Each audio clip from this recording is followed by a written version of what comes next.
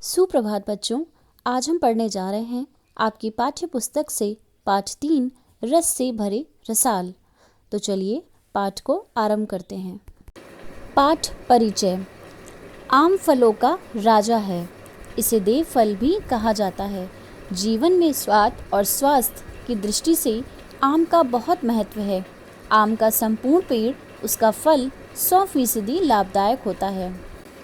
कोई भी समझदार आदमी आम के पेड़ को नहीं काटना चाहेगा। आम का हर एक पेड़, वह चाहे जंगल में ही उगा हो, बड़ी उदारता से रसीले फल देता है, जिसे देवताओं का फल या फलों का राजा भी कहते हैं। इसके अनेक नाम जैसे सौरभ, टपका, सहकार, पिकभल्लभ आदि भी इसकी लोकप्रियता के प्रमाण हैं। इसे कल्पतरु भी कहते हैं। मुगल सम्राट अकबर ने लाल बाग नामक लाख पेड़ों वाला एक उद्यान दरभंगा के समीप लगवाया था, जिसे लाखी बाग के नाम से जाना जाता है। मिर्ज़ा गालिब को आम बहुत पसंद थे।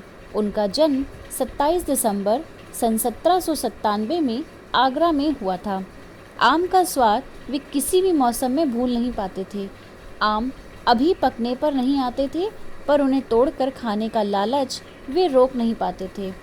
उर्दू काव्य के सम्राट होने के साथ साथ धर्म की उदारता में उनका अगाध विश्वास था। बच्चों, इस पाठ के माध्यम से आम की महत्ता और उसके भरपूर गुणों के बारे में बताया गया है।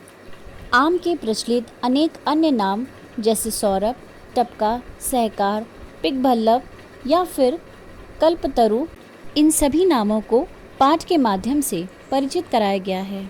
मिर्ज़ा गालिब जी का मानना था कि प्रकृति प्रदत्त फलों का जैसे कोई विशेष धर्म नहीं होता, वैसे ही ईश्वरकृत मनुष्य का भी कोई विशेष धर्म नहीं होना चाहिए।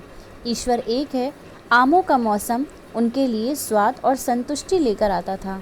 मुगल काल के अंतिम शासक बहादुर शाह जफ़र के समय वे दिल्ली में ही रहते थे। दिल्ली दरबार में उनका महत्वपूर्ण स्थान था। उस समय बहादुर शाह जफ़र ने अपने निवास स्थान लाल किले के पास नायाब बख्श नामक बाग में विश्व के सर्वोत्तम आमों की किस्म लगाने का इंतज़ाम किया। आमों का वह शानदार बाग सबके आकर्षण का केंद्र था। एक बार राजा साहब मिर्ज़ा गालिब के साथ उसी बाग में सैर कर रहे थे। उन आमों की दूर दूर तक फैली लंबी शाखाओं पर लगे हुए रसीले आमों की खुशबू से सारा वातावरण महक रहा था।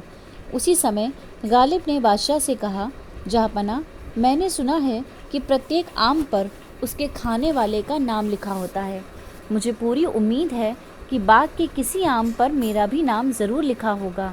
यह बात सुनकर बादशाह खिलखिलाकर हंसने लगे। उसी दिन उन्होंने आमों से भरी एक टोकरी गालिब के घर पहुंचा दी। निसंदेह पके आम पेड़ से तोड़कर खाने का मज़ा ही कुछ और है। आम अत्यंत उपयोगी, सघन तथा विशाल वृक्ष है, जो भारत के दक्षिण में कन्याकुमारी से उत्तर में हिमालय की तराई तक तथा पश्चिम में पंजाब से पूर्व में असम तक अधिकता से होता है। अनुकूल जलवायु मिलने पर इसका वृक्ष 50 से 60 फुट की ऊंचाई तक पहुंच जाता है। आंकड़ों के मुताबिक इस समय भारत में प्रति वर्ष 1 करोड़ टन आम पैदा होता है। आम हरे, पीले और लाल रंग के होते हैं। आम 5 से 25 सेंटीमीटर लंबा होता है। आम के फूलों को मंजरी कहते हैं।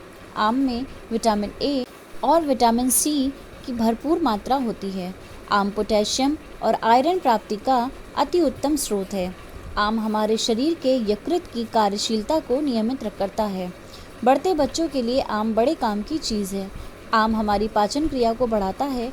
वज़न बढ़ाने में भी आम सहायक सिद्ध होता है। बच्चों, इस पाठ का अगला भाग हम वीडियो के अगले भाग में पढ़ेंगे। धन्यवाद।